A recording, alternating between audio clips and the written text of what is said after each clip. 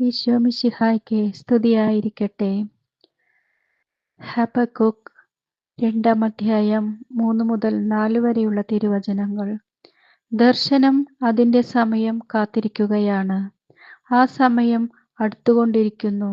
അതിന് മാറ്റമുണ്ടാവുകയില്ല. അത് വൈകുന്നുവെങ്കിൽ അതിനായി കാത്തിരിക്കുക. അത് തീർച്ചയായും വരും. അത് താമസിക്കുകയില്ല. ഹൃദയപരമാർത്ഥതയില്ലാത്തവൻ പരാജയപ്പെടും. എന്തെന്നാൽ നീതിമാൻ തൻ്റെ വിശ്വസ്തത മൂലം ജീവിക്കും. ഈ വചനത്തിനോട് ചേർത്തുവെച്ച് നമുക്ക് പ്രാർത്ഥിക്കാം. ജീവിതത്തിൽ ചിലപ്പോൾ നമുക്ക് എല്ലാം നഷ്ടപ്പെട്ടു പോയി എന്ന് തോന്നും.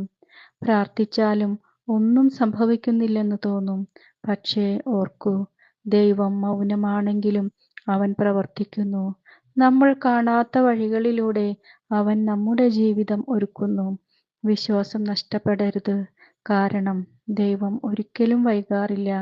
അവൻ എപ്പോഴും സമയോചിതമായി എത്തും. ഇന്നെന്ത് സംഭവിച്ചാലും പറയുക, ഞാൻ വിശ്വസിക്കുന്നു, എൻ്റെ ദൈവം എനിക്കായി പ്രവർത്തിക്കുന്നു. ആമേൻ.